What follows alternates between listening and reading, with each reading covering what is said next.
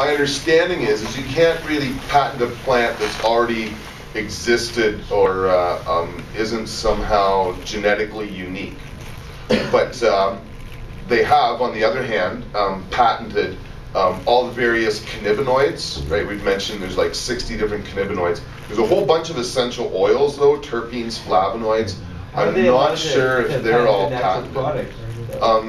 Well, no, they can't. No, there's natural. They just genetically modified it through reproduction, and basically like how you make red roses.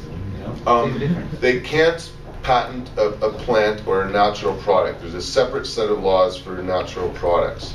But what they can do is slightly alter it, and then patent that, and then prohibit people from selling things that aren't patented.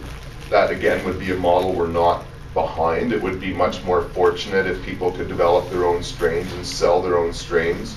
There's no reason to think that one strain of marijuana over another will have negative effects. And so you're advocating the open market. I'm very much advocating for an open market. Yes. Okay. And so it's something that, on the other hand, drug companies and tobacco companies and stuff have patented certain strains in the hope that when it becomes legal, the government will authorize their sale and only their sale because they're standardized and known as opposed to the unknown. So that's really one of the huge areas of contention, is not only in the plant genetics and patents and who would be allowed to sell what and what the cost would be to be able to have a brand name if that would be allowed. The other also huge area is around edible and skin products made out of cannabis. Right now we've published and just recently put online our recipe book for the Cannabis Buyers Club of Canada.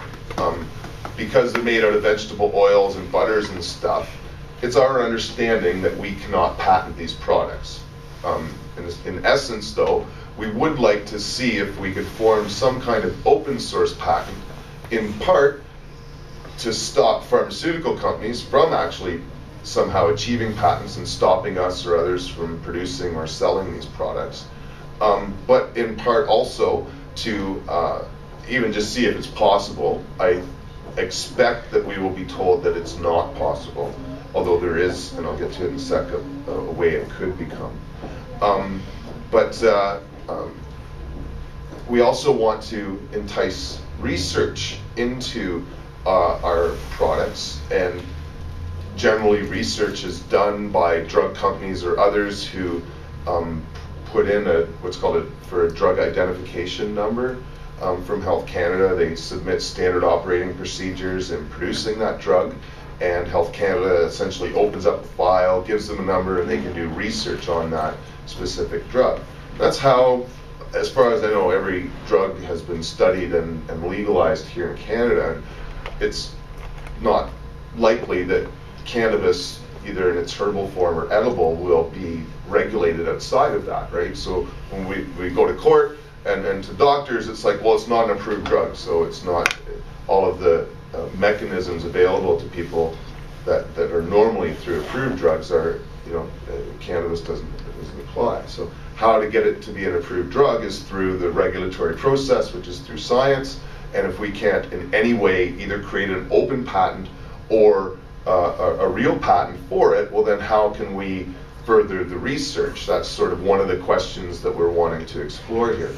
There is a way that some of products similar to ours are being patented, though, and although exactly how these people are doing it, I'm not 100% sure.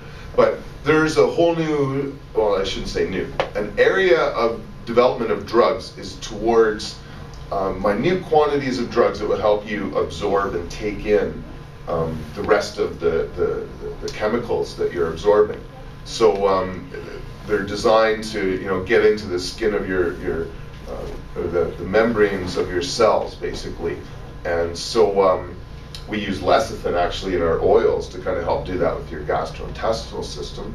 But they've got it down to very specific substances. You put a little bit in, and it's why some drugs are just so powerful, because it's got this extra thing that'll give it a kick. it's my understanding that certain companies, and I'm not exactly sure, but because they all like to keep it secret, right? They don't want to tell you what you're doing. So we had Robert Melamede, Richard Cowan, and Steve Covey creating a lozenge last year in California, or over a few years, but it really hit in 2009, hit the mainstream.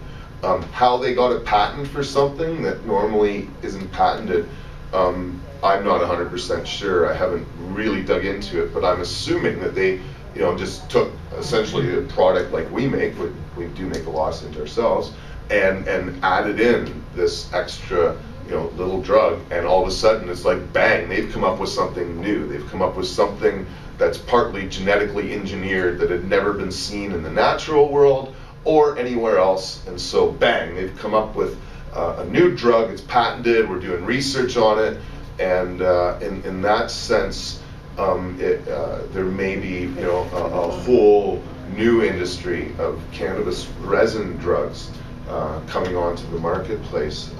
It's hard to tell.